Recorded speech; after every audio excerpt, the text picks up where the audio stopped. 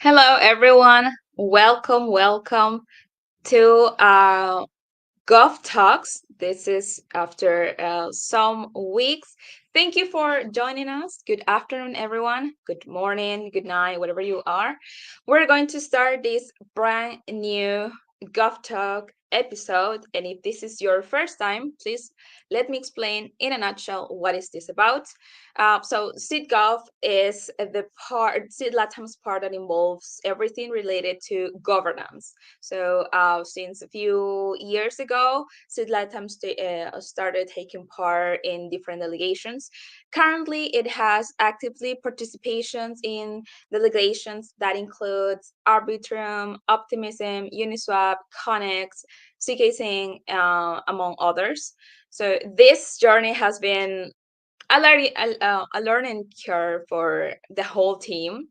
We had to learn, using um, even Discord forum, handling snapshot, tally, submitting proposals, understanding requests for comments, evaluating proposal. So that's why we're very excited to have our special guest today, Paper Imperium from GFX Lab.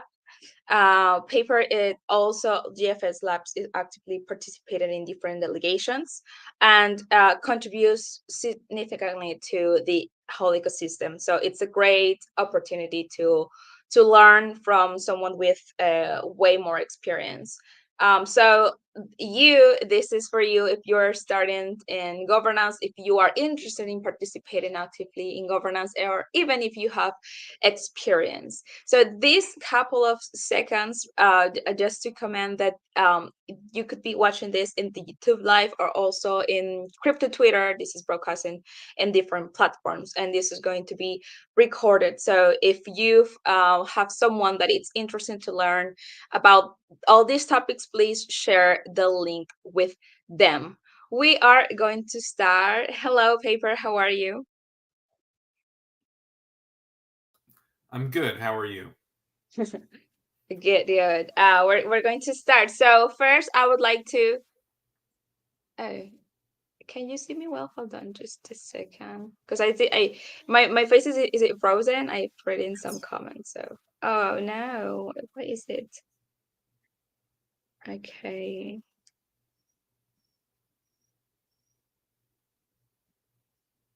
these are some issues. I see myself. Oh, okay, well, right now, It's still frozen. no. I can hear you fine though. Yeah, I had the same issue like a couple. What can I do when it comes to this? Okay, if you can hear me well, it's okay. You're gonna see my face frozen. That's a bad thing, but yeah, but maybe it's because I have way too many tabs. So, because I'm very serious over there and I'm not. So, but okay, while I fix this, please introduce yourself, Paper. I would like you to mention how was your life prior to crypto? Why do you get involved in crypto? And why do you decided to get involved into governance? Great questions. That's a lot of questions. You're moving again, by the way. Um, so before crypto, I was an archaeologist. So I mostly worked in the eastern United States and a little bit in the Mediterranean, digging up artifacts, ancient cultures. Super interesting stuff. Probably not what we're here to talk about, but that's what I did before. And that'll actually come back into play in a minute. That'll be relevant in a moment. So uh, I found my way to crypto because I heard lots about it through some friends of mine in 2020. By 2021, I think I bought my first tokens, or I'm trying to remember what I don't even remember what I bought first. May have even been an NFT in I think like January 2021, something like that.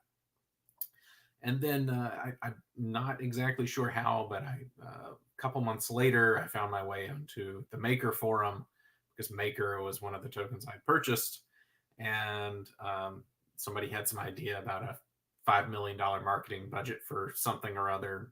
I said that was a dumb idea, and lo and behold, it actually like changed the outcome of the vote, and I kind of learned what DAOs were from there. And from that moment forward, I was heavily involved in maker governance and have been ever since. First on my own, and then later when GFX was formed, they hired me. I was one of their first employees. So that's where I still sit today. Um, but that was kind of the short version of the beginning. And in fact, I got my start doing stuff like you're doing right now, which was holding calls and introducing interesting people to the community. So when I was an archaeologist, I worked in the private sector. So there are in the United States there are environmental protection laws. There are also cultural resource protection laws. So my job as an archaeologist was to help developers, governments that are building highways, power lines, whatever, navigate those laws. And so I was dealing with regulators, which turned out to be a scarce skill set in a crypto. And so my first interactions with the maker community, my first contributions with the maker community were was a speaker series where I brought a member of the House Financial Services Committee, a senior vice president from the Federal Reserve, a business professor from Duke who had just written a book on crypto, co-authored with at the time the head of was it Fay? It was an old stable coin that's not around anymore.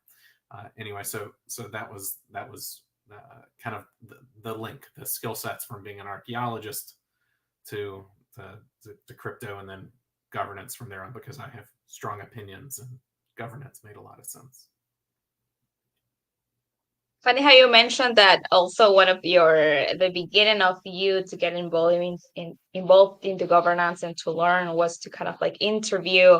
Would you say this is like the best way to learn? For me, it has been helping like hosting, of course, every week. You know, for Sovereign Finance ABC, I've learned way too much. Like I think that with other role or like with, I don't know, for me it worked really well. In a year I feel like I've learned more than I don't know if I had done something else.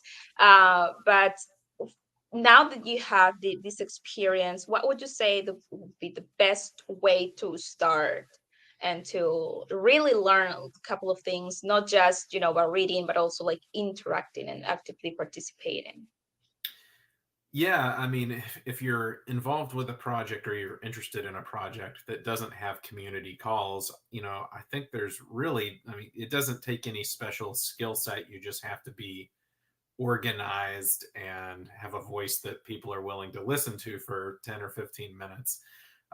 And if crypto is going to survive, it really needs people to make connections with each other, both within the space and outside the space. That's what makes a market, is different opinions, different skill sets. And that's, I can't overstate how important that is, whether that's helping someone in your local community understand how to save with a stable coin, whether that's helping someone in a project that you like understand what traditional finance professionals would look for in a business partner. Whatever the angle is, and there's hundreds of different angles. There's really something to be said for just getting people in one spot and encouraging dialogue and letting new ideas percolate up. So that's like the if I'm to give specific actionable advice. But um, more generally, I would say, once you're beyond that stage and you've decided this is what I want to do more of, take every call. It's easy to say when you don't have many people asking, but I don't think I've ever regretted taking a phone call with a student or with somebody who's a nobody. Maybe someday they will be a somebody and can help you in return, but also just it's again, this is how we learn. We get exposed to new ideas and new viewpoints that we didn't think about before. If you only take calls with the people that are already in your circle or that you think are important, then you don't get exposed to those new ideas and new people and new opportunities. There's very little downside. I will say I don't take calls with people who will threaten to sue me, though I have taken calls with the SEC and some other regulators before.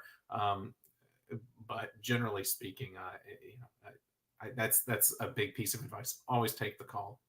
It doesn't matter who it's with, unless it's like some crazy person you think you don't want them to know what you look like. um, the second piece of advice is try to look for little tasks, right? So, one of the things that I like about optimism is they have like a tier system. So, to ask for money or to be compensated, you have to do smaller things and work up before you can do larger asks.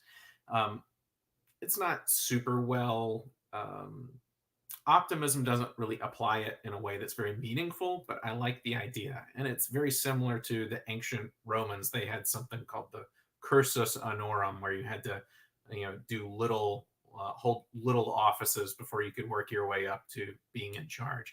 The Chinese government does this too to some extent. You have to go start out in a town or a county somewhere, and then you move up to a state and a larger city and more important posts.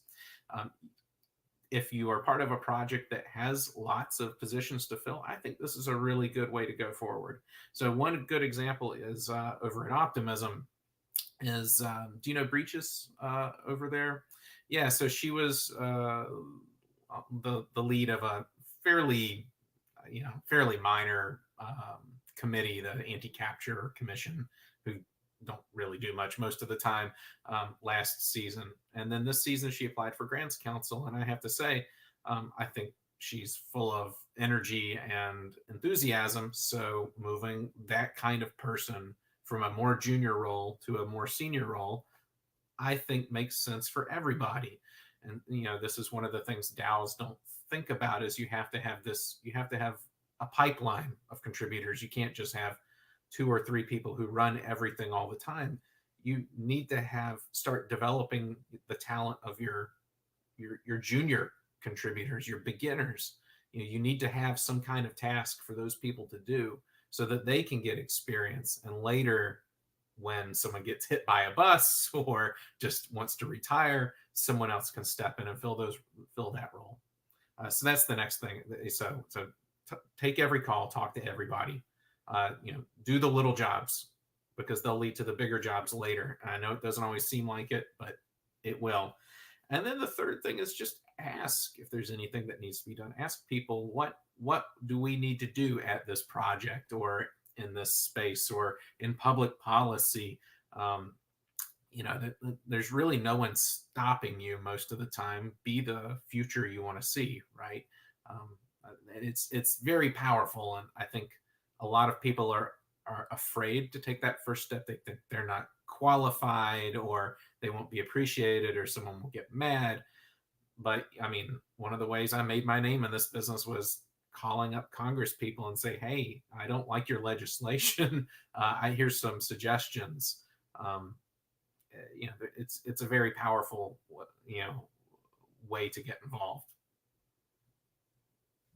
Wow, I think you have given a lot of tips, and I'm glad that I think you have like point. them out, and you have like, okay, number one is this, number two is this. And we have some like in Spanish we have like a saying, or it's not like a common saying, but I like to say like, say yes to everything. It's just, and when you are, you know, a beginner, when you're starting to something, of course with some criteria, you know, right? But yes, it does work, because every opportunity is going to be for you to learn and to get experience from. If you are starting, of course, the person you are working with, or with you are involving with, are going to have like way more experience. So that's definitely that. Personally for me, I also helped a lot. And yes, I didn't know that you had like also these kind of like, not only into the crypto but per se, but also like outside, like when you mentioned like you talk to politicians, and to, you know, also kind of like, but it has a lot to do. And yeah, you mentioned Bridges, and yes, of course we know her. We've had her here. She's like and as a woman also in governance, it's like very for more women to get, for more Latinas to get involved into this. Yes, active participation, it's important, and we have seen like a growth in, yeah, in Latam communities, when it comes to, we want to get even more involved, not just for specific communities, for example, like SitGov, that it's a niche from governance, but for most people. So yes, you mentioned a lot of optimism. Would you say that right now they're doing like the best job when it comes to incentivize participant, when it comes to run a DAO, compared to, for example, when you started in 2021 or 2022? So I think optimism is not perfect. It's a little bit stifling and rigid in its structure, but it has done a really good job maintaining a very wide contributor base. You know, it's not just the same 20 people. I think you can see this in the most recent elections. There was not a shortage of candidates for every position. Every race was competitive, um, usually with at least twice as many people running as there were positions. So I think that's one thing optimism has done really well, is it's really balanced the need to keep people engaged with stuff to do and to talk about, to think about, to vote on, but not overwhelming them like you see at some places uh, like Arbitrum. So you know, you can kind of think of a spectrum, if you just to take three familiar examples. You know, Arbitrum has lots and lots of votes, lots and lots of people, but it's very messy and chaotic. Um, I love it, but it's not structured at all, and it shows. Um, but you know, the good side of that is it lets ideas percolate up from the bottom. If you have an idea, you literally just put it on the forum. You start building support. You can go there. Like there's a window there to, you know, I want to spend $20 million to do XYZ because I think it'll be great for Arbitrum. And you can go make a case for it. And some of that stuff gets passed, some of it doesn't. I don't agree with a lot of it that gets passed. I agree with some of it. So that's like one end, but you know, that's very unstructured, lots of participation. On the other end is MakerDAO, very structured, very low participation, right? So there's, you basically have like 10 voters that you've got to win over, and like, you know, six of them all get their tokens from the same person. So you know, it's good in that you know when votes are going to go up. There's a very well documented process. It's very, you almost have to be a lawyer to navigate it. Um, but the downside is like it's hard to see what the difference is between that and like a board of directors. And then in the middle, you have optimism, where you have hundreds of people that show up to vote and participate and comment on the forums. Uh, but they don't have to vote three times a month. And, and you know, at Arbitrum, a poll could go up on Friday night before a holiday weekend, and something sneaks through and you never see it. At you know at Optimism, there's a voting calendar, so you can load that onto your calendar, and you know what days you need to pay attention. And if you need to be checked out for a few days, no big deal, because you know when the votes start, when the votes end. Um, So yeah, I think optimism does a good job. They're not perfect. I think they need to find some way to capture that energy over at Arbitrum where just any random person can walk in and say, here's my idea, and then push that idea all the way through. I mean, we just saw some people put together $250 million for gaming. I was a staunch opponent of it, but the fact that you can do that, I think, says there's still a lot of opportunities for getting involved at Arbitrum. You have like the three perspective currently how is like the active participation, and not only like GFX labs it's involved, but you paper are also like very actively involved in this well, three you have mentioned three. So how do you manage time? I think that most people do not take into account how important it is to be very well organized until you are already having like a tons of projects simultaneously, and then like how do you manage, and then people are like have your crypto life 24/7 and forget about other stuff, and when it comes to governance, when it comes to the forum, when it comes to debates, when it comes to proposals, it's and if you are in more than one delegation, it's hard to keep up. So for this specific issue, like if more people want to be like I don't know, I like this but also like this, like I like optimism, I like arbitrum, but it's a challenge for me to keep up. So for this specific issue, what tips could you give? Well, let me start off by saying I'm paid to do this full time, so I have the benefit of that. Um,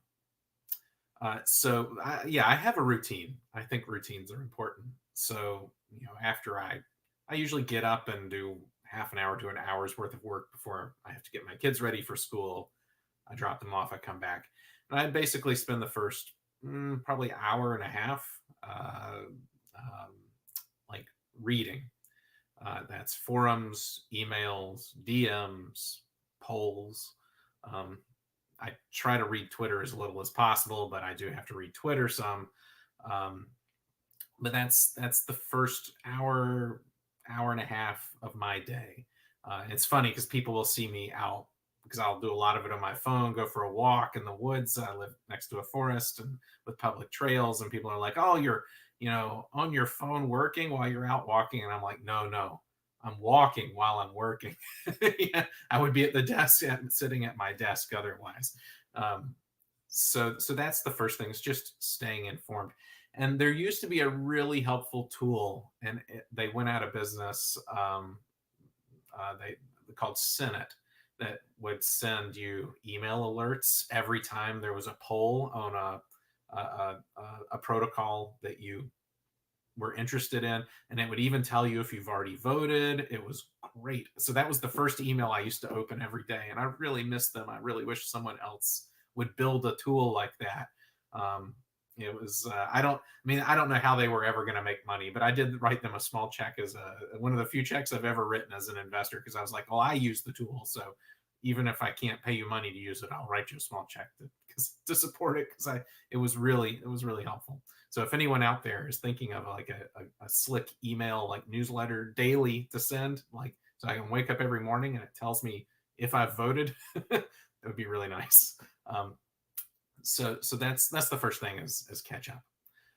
Then next, the rest of the day is usually blocked off for calls, interviews, things like this, face to face interactions, and anything in between is typically going to be working on either an upcoming proposal, or if we get into a point where a proposal that GFX has either authored or strongly supports is up for vote, then I spend a lot of time calling people and saying, "Hey, will you vote for this?"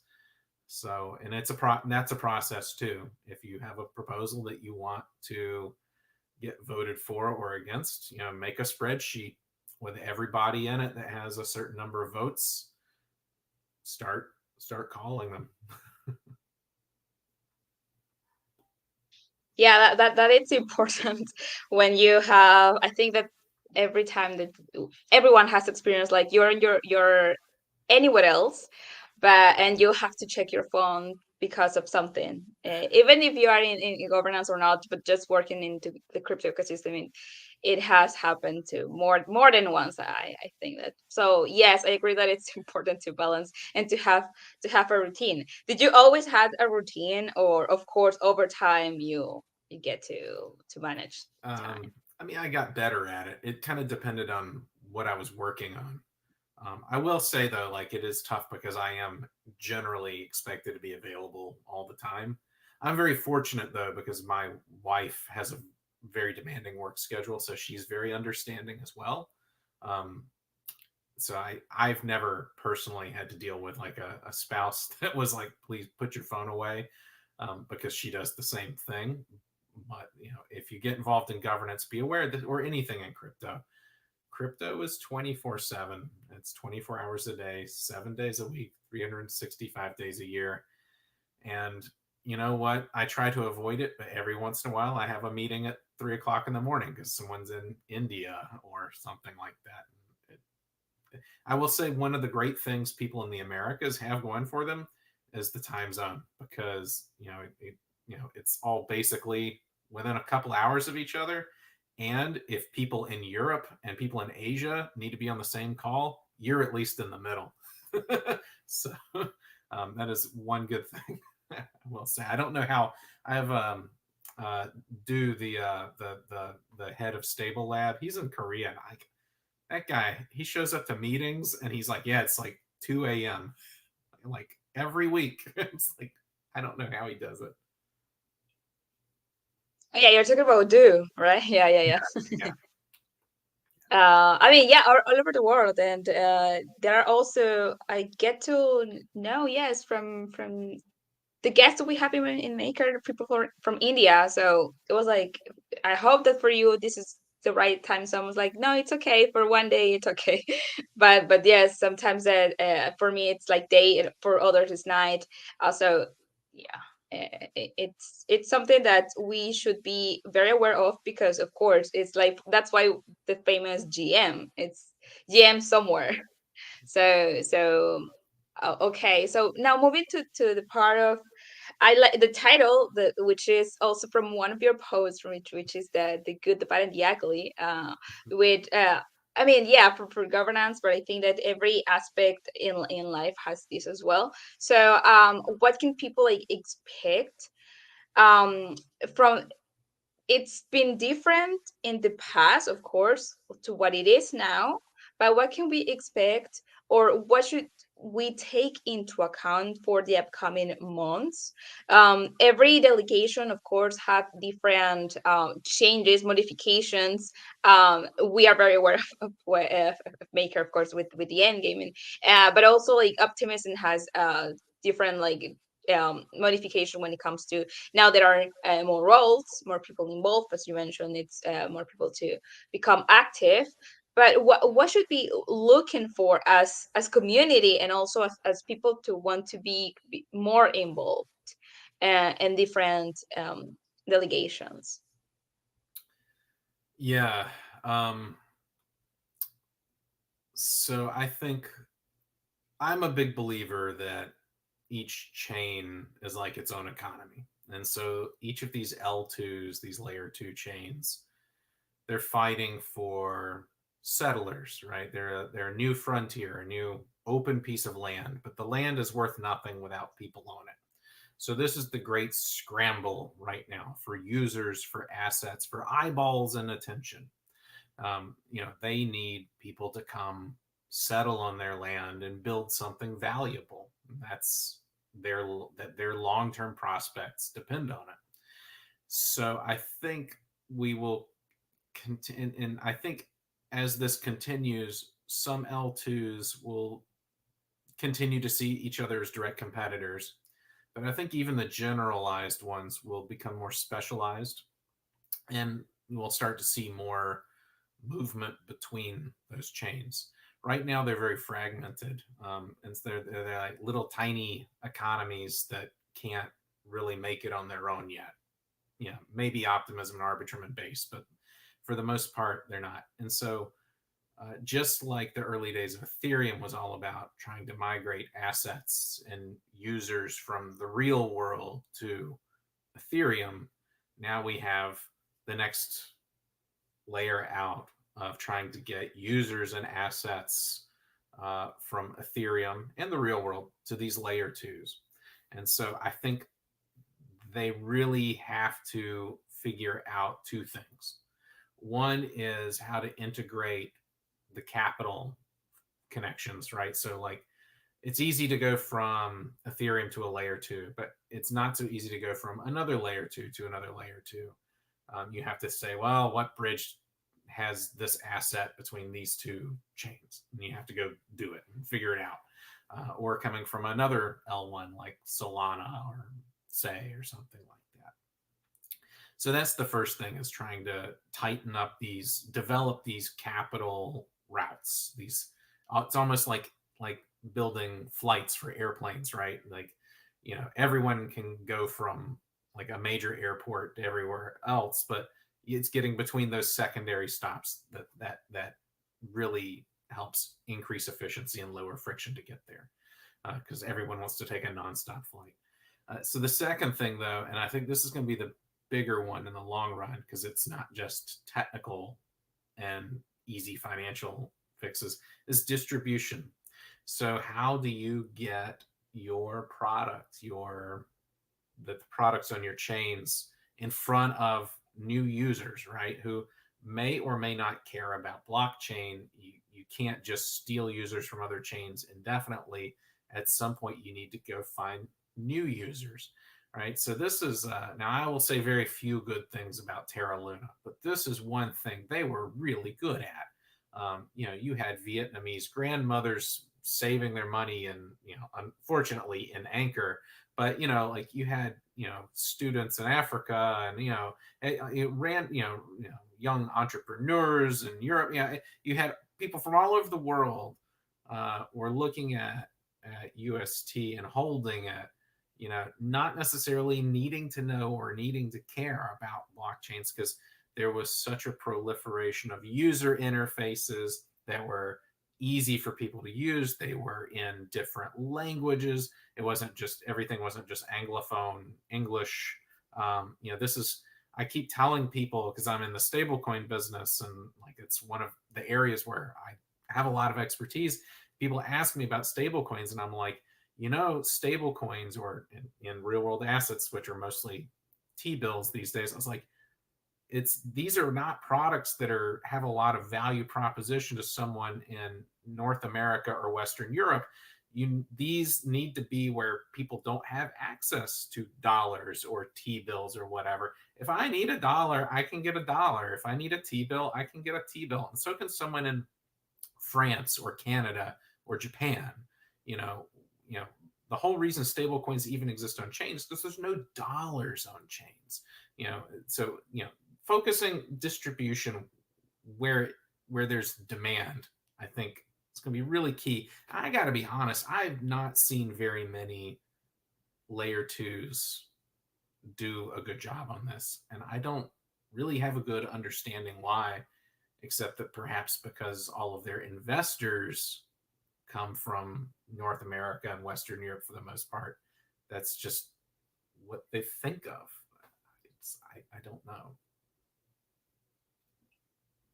There are a lot of things that I would like to point out from what all you have mentioned, but before I forget, I would like to encourage people that are listening. If you have any questions or doubts you would like to ask Paper, please put it in the chat. You can tag us in Twitter or even in the chat of YouTube. And I'm also going to say this in Spanish since our audience is from it's mostly Spanish speakers. Si tienen preguntas, este es el momento de hacerle a Paper, lo pueden dejar en español y yo lo traduzco, si no también lo pueden traducir y luego pasarlo al chat. Es el momento para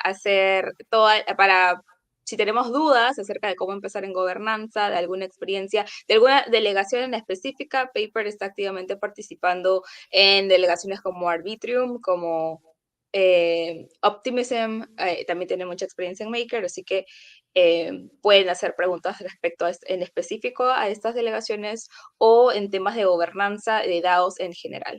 So that was me saying it in Spanish as well. And also, I'm going to take a moment to mention about a surprise we have as all our Gov talks. We have a pop. So please open your app, your pop app, because I'm about to say the secret word. So I'm gonna just make some time. So because I know it takes some time to, take up your phone and then to open the app. So in a minute, I'm going to mention the secret word.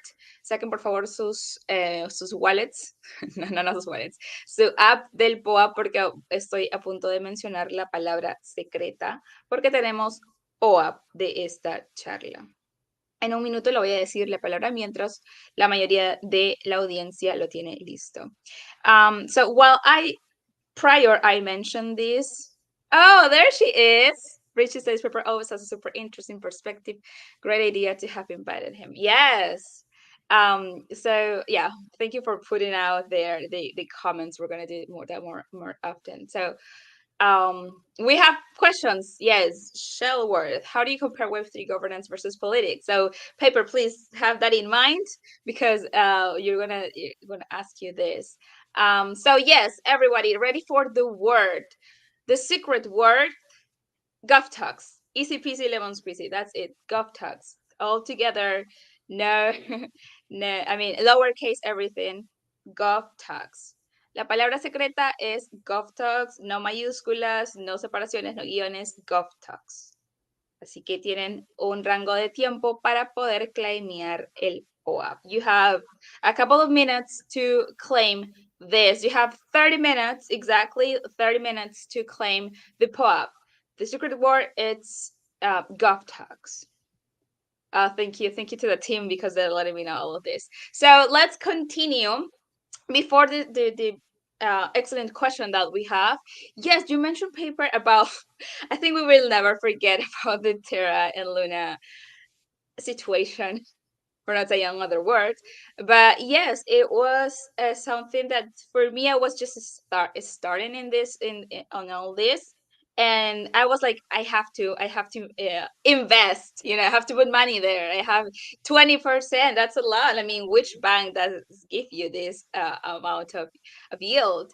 And yes, I mean, this is if with the right people and with the right management and with the right protocol, it's a good way to help people that as you mentioned have problems with banks, are not, I don't know, people, a lot of this inflation. Latin America, we have Argentina, we have Venezuela, but we have a lot of countries in Latin America and outside as well, of course, that suffer like daily through this for because of this main issues. So it does make sense why a lot of people were like looking into learning because of this. One of them was uh, unfortunately me, but also fortunately because I'm still here. I'm still learning and everything. But um, yes, there are like it all depends. I think with the specific use cases, and again it the audience or the users is so big, we cannot um make something, I don't know, that's what I feel like. It's very specific. It's not the same issue from people from Latin America, from people from India, from people from Asia, but maybe we can have some problems in common. So yes. um and yes, to go to the question that someone from the public mentioned about the differences between Web3 politics and politics, and what would you say that it's mainly? I think they have a lot in common. Um, the main difference is that you have, in theory at least, a chance to help an asset that you hold appreciate with the Web3 governance.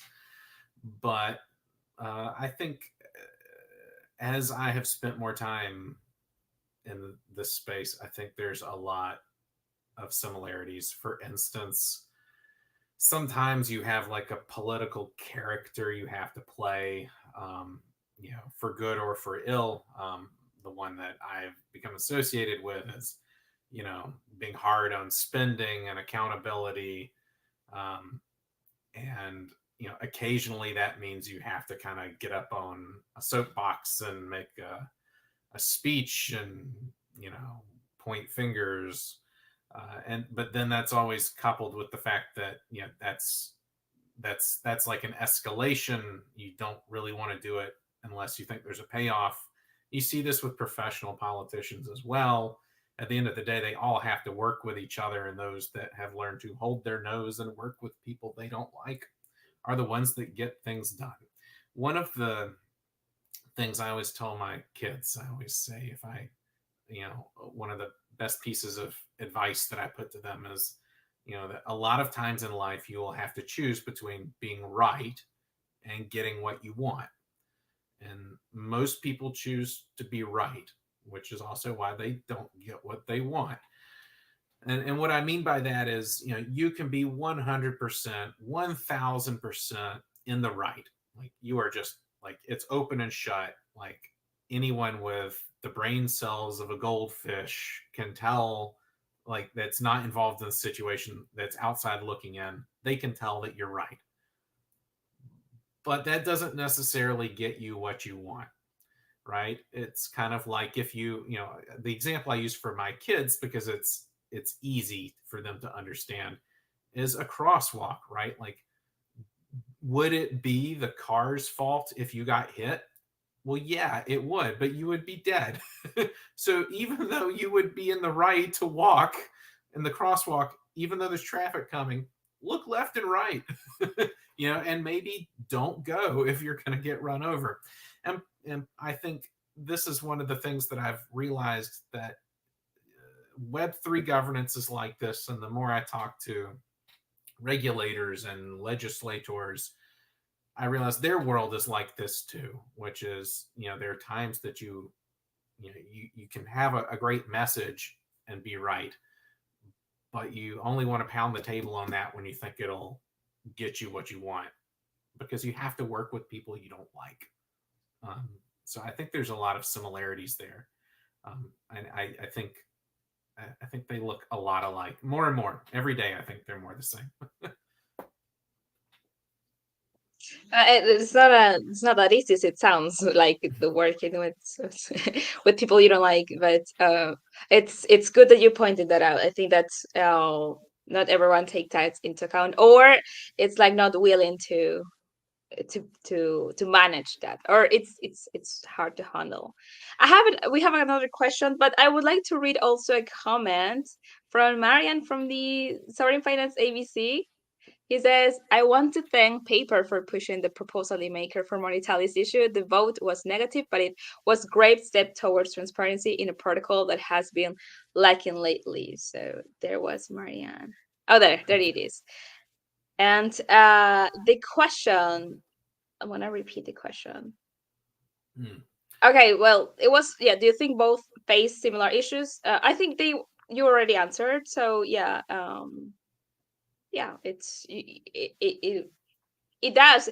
Something that I think we forget is that, okay, yes, this is Web3, but we're still people, the same people, and we do have kind of like this the same mindset sometimes, and the same problem. So, um, there are a lot of what I believe, and for me, from my experience, it has been better in when it comes to working in a traditional company and then working for in Web3. Of course, you mentioned the time that you can really work in 24/7, because you can actually manage the time there. But it has good things, bad things, as everything, as I mentioned. Um, but yes, it has a lot of politics. Now, one question that a lot of people always ask when it comes to when they are starting or they are interested in governance is that, do I really need to know or to become or to be a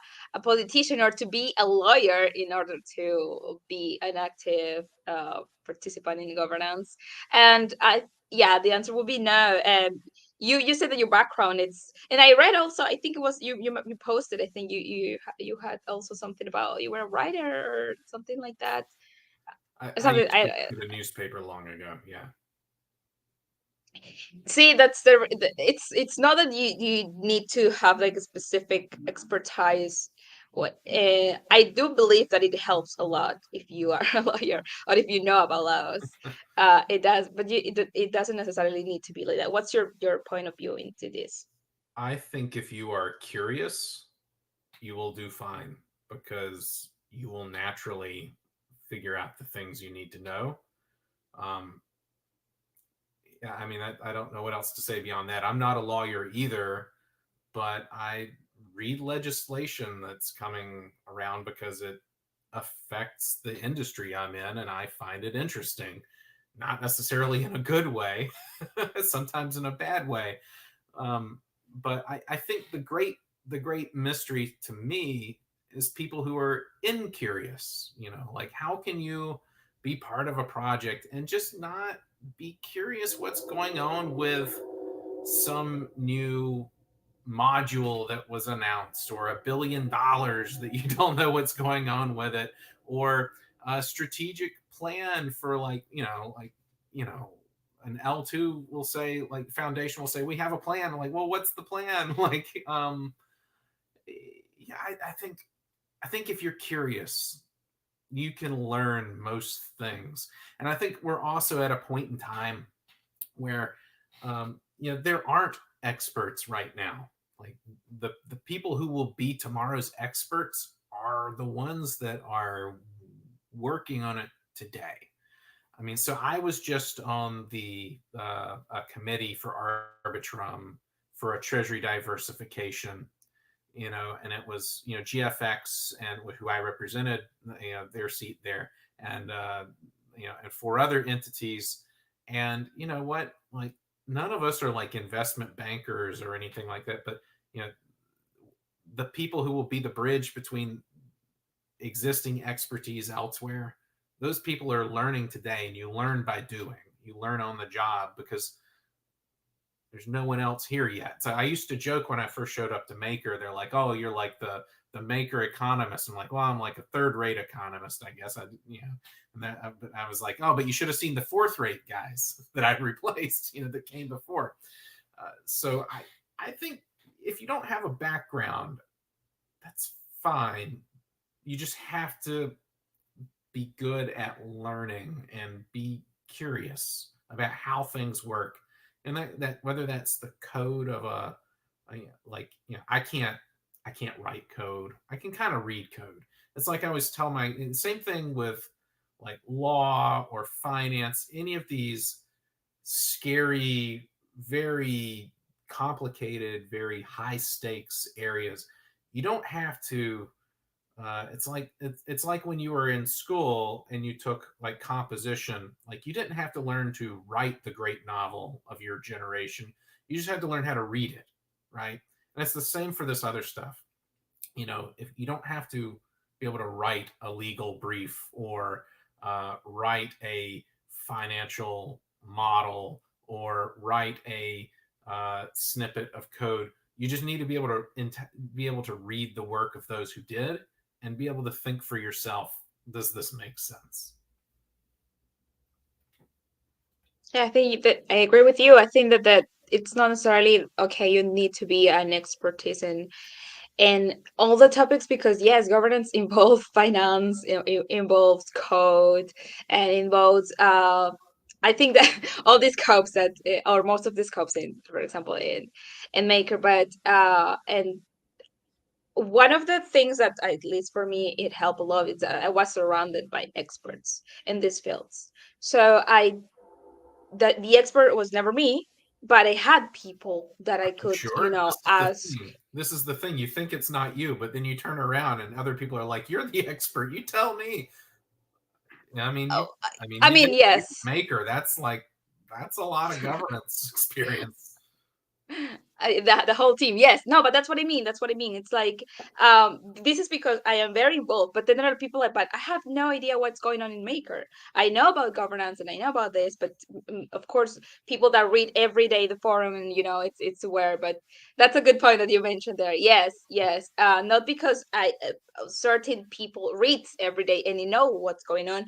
We tend to think that everyone is the same and everyone is aware of the same issue, but not really, because people have um curiosity, or they are just leading into something else, and so it's always good to mention this and to say, like, kind of aloud, because yes, as I just said, right, I thought that, okay, I'm not very like an expert, but yes, for some people, of course, I've been invited to talk about Maker, of course, because I know I am more aware of certain things. So yes, that's something good to mention. From Let's mention the delegations. If I'm not mistaken, GFS Labs currently is actively in only what? Oh, please, can you tell me all the delegations that are actively participating, Uh, um, or or not?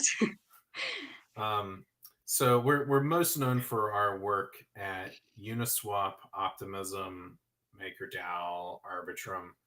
Previously, we were also involved at Compound, Zero X Hop, a few Oh, other places. Um, so GFX actually works a little differently than most governance organizations. We don't show up somewhere and put out our sign and say, please delegate to us. We are a small, or most of GFX is a decent sized organization, but it's mostly developers that are building stuff unrelated to governance. Most people know us for our governance work, but that's not mostly what GFX is. So we have the governance team is me, and then partly the CEO who handles the Uniswap delegation personally. Um, and of course, we can draw from the other members of GFX if we need support on, from a dev or a lawyer or marketer or whatever. Um, but it's a small team, so we tend to be very picky about where we go. We also tend to wait until we're invited. So we tend to have very large delegators that we have relationships with already. And so when someone we have a business relationship with has a large amount of tokens somewhere and they want someone to, like keep them informed and, advocate for their interests, that's usually when we show up. And we have been invited many places that we just, we would have loved to have gone to, but we're forever being asked about, like, Lido and Aave come up all the time, and we're just, there's only 24 hours in a day, so I think we would if we could, but we're governance is not our main business. It's kind of a thing off to the side. Um, so we operate a little differently. Then that does, because we are less dependent on um, going out to the public and trying to get lots of small delegators. It does give us a little more security to go out and make unpopular or hard um, proposals and positions. It means that we are free to come out swinging sometimes, which is unpleasant work, right? So that one of the things about governance is people get paid. Somebody somewhere usually gets paid when a proposal passes, because if there's any money changing hands, because the money goes somewhere. Or if a proposal passes and stays passed because somebody's getting a salary or a fees or something. I don't think I've ever seen anywhere an instance where anyone gets paid to get someone fired or to blow up someone else's deal. So I know the two most recent things that we've done recently were, the Monetalis thing at Maker and opposing the $250 million gaming fund at Arbitrum. And those are like two of the three most recent things we've been known for. Those were, not the kind of things that most delegates are able to do, or because it's unpleasant and it's a risk, right? but we knew that our delegators would would support us. Well, thank you for explaining a little bit how GFX Labs works, and that was also kind of like one of the questions there. It's good to know that you like the purpose or the main um what you want to do. It's not like to be in every delegation, but you really you really choose for how there's something called like um well, okay, the term was is gone, but okay, it's different. You have to choose the one that you really are interested in. Also, I believe that the ones that you have, as you mentioned, relationship with, that you can start, and not as okay, you have to get to know us. It takes time. It's something that I think we're also dealing in some delegations. Okay, this is for when it comes to the POAP. If to all the people that has problem with the POAP, you can write in Telegram, in Sid Latam's Telegram, and you're gonna help you to claim the POAPs. Para todas las personas que tuvieron problemas o que no pudieron claimear el POAP y han estado presentes, vayan al Telegram de Sid Latam y ahí vamos a para poder claimear, le vamos a ayudar con el proceso. Así que si han tenido problemas, vayan al Telegram de Sitlatam. Okay, so there are more questions that we have in the audience. But I know, are you willing to continue for a couple of more minutes? I can do 5 more minutes, but then I have a call I have to go to. Oh, okay. Oh, it's okay. It's okay. So there is a question. Um, what factors determine your choice of analysis for the governance of a protocol, and how do you choose anyone in particular? Yeah, good question. So when we're invited to go somewhere, one, we have to have time to do it. Number two, it has to be a protocol that we find interesting. Um, Number three, we have to think that there's something that we can do there that other people can't or aren't currently doing. And then four, we prefer to just try to position ourselves at the commanding heights of DeFi when possible. So while we have taken on smaller protocols in the past, um, we usually don't unless it's just particularly interesting to us. Oh, thank you. And this is the last one from Breaches. Conflicts of interest are frequent in Web3. What recommendations would you give to handle them from the point where you are part of GFX, but you're also an active governance participant at Maker Optimism? Right. So I think conflicts of interest are a big problem in this industry. I think a lot of it really comes down to disclosure. I think that's the first step. If we if we can master disclosure, then we can move towards something more robust. But I think just very clearly laying out anyone that you have a current or very recent business relationship with that like affects you from a monetary standpoint. Like, do you get richer or poorer based on the outcome of some decision? I think it depends on the what is considered acceptable at that protocol. I generally think it's okay as long as you're clear about it and you're not like the overwhelming, like like the biggest voter. As long as you disclose conflicts, I think that's usually enough. The problem comes when people don't disclose them. I mean, I think in an ideal world, we would just avoid people that have conflicts, but there's really only like, you know, maybe 200 people that even have an interest in doing governance um, in DeFi, and there's how many protocols. So you do the math, like there's just naturally going to be overlapping conflicts of interest, even without getting into people's personal investments. Um, so do the best we can one day at a time and just be honest about it. Yeah, that's as you mentioned, it's one of the main current issues that we have. Well, it's been an hour, Paper. Thank you so much. I would like to give you some time if you would like to share any other I don't know thing that you haven't mentioned yet. If you would like to say something else regarding to DAOs in general, what's your perspective? What do you expect from the upcoming months, especially this year? We're half of the year, so what are your expectations for the following months? I'm really bad at making predictions, so I'm not going to make any predictions. No, no, like not like that, but for you, for paper, for yes, like are you gonna like keep working the same, or are you looking for any other like delegation, or you're learning something maybe? Yeah, I mean, I read a lot. Um, right now, and this is dorky. I'd like to read more about industrial loan companies. In the U.S., it's a very specialized kind of bank.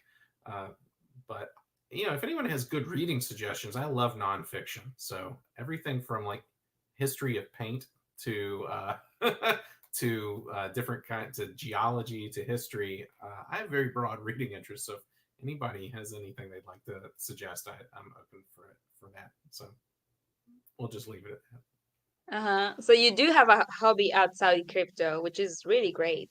Most people like uh, at least at the beginning I was like really my life was this, and it's not good. It's not something good, but yes. Well, thank you so much. I would like also to ask you, we're gonna let all your socials also in the comments there, but I agree with the fact that Paper says if you ask send a DM, he will respond to you. So yes, thank you so much for this, and we'll see you in the next Gov Talk. Bye bye, everyone.